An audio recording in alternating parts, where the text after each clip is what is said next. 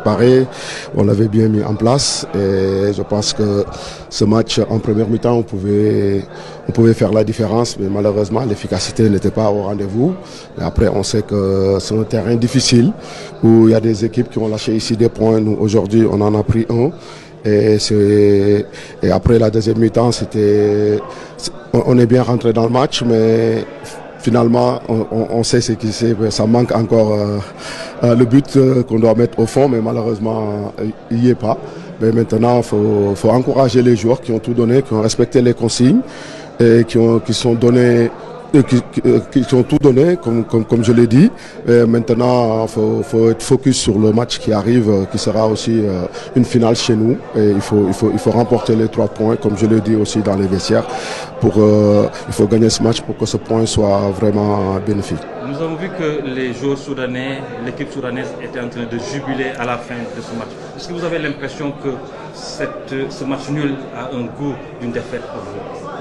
Au goût d'une défaite, c'est sûr, nous on était venus pour prendre les 3 points, mais aujourd'hui, comme je dis, c'est un championnat, on en a pris un et il reste 5 matchs. Là aujourd'hui c'était le dernier match des phases aller et voilà, maintenant c'est à la fin, au mois d'octobre, qu'on fera le compte. Coach, dans l'organisation, nous avons vu que vous avez fait démarrer Krépin Diatta sur le flanc gauche, ce qui n'est pas dans ses habitudes. Qu'est-ce qui vous a obligé à mettre en place un tel schéma?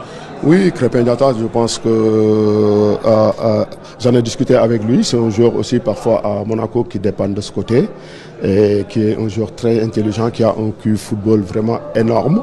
Et je pense qu'un polyvalent, c'est un couteau suisse, Krépin. On peut l'utiliser partout. Et aujourd'hui, après le match qu'il a fait, il faut le féliciter. Il a répondu présent, il a fait un très bon match. Voilà, maintenant, comme le collectif. Mais c'est comme on l'a dit, ce qui manquait, c'est le but, malheureusement. Maintenant, on va travailler pour être plus efficace au prochain match. Oui. Après, tu as une question? Juste une question qui est relative à ce que Sadio Kara a posé. Avez-vous l'impression d'avoir perdu 3 points ou d'avoir gagné 1 point? Bon, après, c'est à la fin qu'on saura que si on a perdu 3 points ou on a gagné 1 point. Maintenant, nous, on va continuer notre travail. On sait qu'il y a une autre finale qui nous attend mardi dans notre stade et on a envie de rebondir sur une victoire devant notre public. Et voilà, on va travailler pour remporter ce match. ñu jëm ko kii ci wolof rek pour tënk ko rek nga wax ñu ban jàngat nga am ci match bi nga xam ne tey da ngeen fi am tembo yéen ak Soudan. waaw tey jii nii déjà génn nañ si jàmm, dañuy wax alhamdulilah tey résultat bu ñu gënoon bëgg yàlla joxuñu ko, donc dañ koy accepter. Match bi boo xoolee nu ci duggee dugg nañ ci bu baax a baax et je pense si buñ ci xoolee bu baax avec occasion yu ñu am buñ ko concrétiser woon tey jii nii dinañ dem ak 3 points. Parfois nag ça peut arriver, c'est si football, manque d'efficacité. Maintenant dañ koy jéem a régler parce que tamit football il faut nga dugal bi pour gagner les matchs.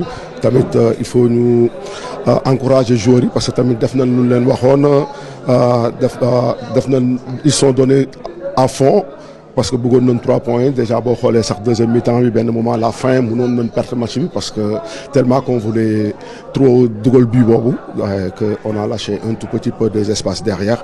Mais tey jii nii tamit nañu encourager xale yi ci préparer match bi di ñëw parce que tamit point bi ñu jël aujourd'hui tey jii nii mënuñu ne du point bu baax parce que am na ay équipes yu bëri yu perte fii ay points, donc ñun dañuy jéem a liggéey pour jëli ji point chez nous. Am nañ match mardi, match bu am importance buñ ko jëlee je pense et après à la fin mois d'octobre ñu def les comptes. Coach, gis nañu ni Pape Gueye 45 minutes rek la football daanaka dafa blessé, est-ce que mën ngeen ñu jox lan moo ko dalee saa yi? waaw Pape c'est sur un coup, je pense que tamit benn moment cheville bi dafa xaw a tordu, mais après on verra avec le staff médical et ñu xool tamit benn décision la ñuy jël, mais pour l'instant nouvelle yooyu rek laa amagum. jërëjëf.